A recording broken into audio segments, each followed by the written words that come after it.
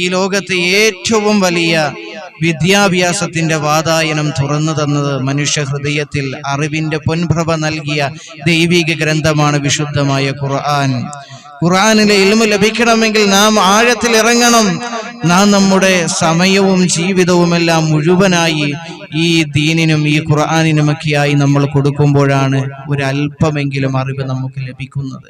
അള്ളാഹു മനസ്സിലാക്കാൻ തൗഫീഖ് തരട്ടെ. അതുകൊണ്ട് നീ പരിശ്രമിക്കുക. പരിശ്രമിക്കുന്നവർക്ക് ഖുർആൻ എളുപ്പമാണെന്ന് വിശുദ്ധമായ ഖുർആനിലൂടെ തന്നെ അള്ളാഹു സുബ്ഹാനഹു വ തആല നമ്മെ പരിചയപ്പെടുത്തുന്നുണ്ട്. കേട്ടോളിൻ. ബിസ്മില്ലാഹിർ റഹ്മാനിർ റഹീം.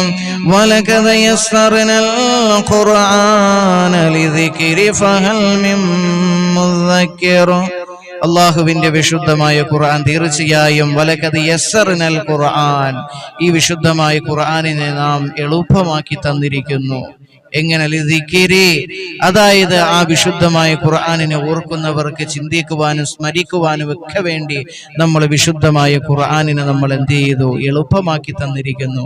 ഫഹൽ, ആരെങ്കിലും ഉണ്ടോ? എന്നിട്ട് അള്ളാഹുവിന്റെ ചോദ്യമാണ്, ഫഹൽ ആരെങ്കിലും ഉണ്ടോ മിൻ മുദക്കിർ, ആ വിശുദ്ധമായ ഖുർആനിനെ പഠിക്കാൻ മനസ്സിലാക്കാൻ ആരെങ്കിലും ഉണ്ടോ എന്ന് അല്ലാഹു സുബ്ഹാനഹു വ തആല വിശുദ്ധമായ ഖുർആനിലൂടെ ചോദിക്കുകയാണ്. പരിശ്രമിക്കുക. പരിശ്രമിക്കുന്നവർക്കും ആഗ്രഹിക്കുന്നവർക്കും താല്പര്യപ്പെടുന്നവർക്കും ത്യാഗത്തിലൂടെയും ഉള്ളവർക്ക് മാത്രമേ വിശുദ്ധമായ ഖുർആൻ ലഭിക്കുകയുള്ളൂ. അള്ളാഹു മനസ്സിലാക്കാൻ തൗഫീഖ് തരട്ടെ. പരിശ്രമിക്കുക. പരിശ്രമിക്കുന്നവർക്കും ആഗ്രഹവും ത്യാഗവും താല്പര്യമുള്ളവർക്ക് മാത്രം വിശുദ്ധമായ ഖുർആൻ ലഭിക്കുകയുള്ളൂ.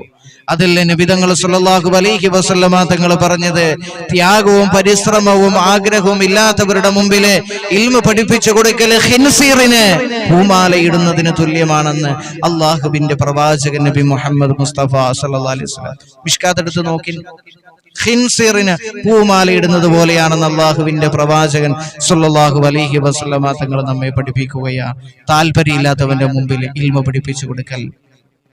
അതിന് ഏറ്റവും വലിയ ഉദാഹരണമാണ് സദസ്സുകളിൽ ഇരുന്ന് അശ്രദ്ധമായിരിക്കുന്നത്, അലസതയോടെ ഇരിക്കുന്നത്, ഉറക്കം തൂങ്ങിയിരിക്കുന്നത്. എങ്ങനെയെങ്കിലും ഇത് നിർത്തിയിട്ട് പോവുകയാണെങ്കിൽ അടുത്ത കാര്യം ചെയ്യാമല്ലോ എന്ന ചിന്ത വരുന്നത്. മനസ്സിലായോ?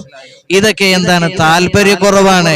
ഈ താല്പര്യക്കുറവുള്ളവരുടെ മുമ്പിലേക്ക് ഇൽമു പറഞ്ഞു കൊടുക്കലും ഇൽമിന്റെ മജ്ലിസുകൾ നടത്തി കൊടുക്കുന്നതൊക്കെ എന്താണ്?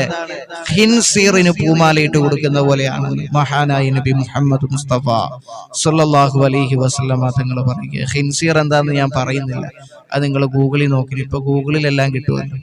അള്ളാഹു മനസ്സിലാക്കാൻ തൗഫീഖ് തരട്ടെ.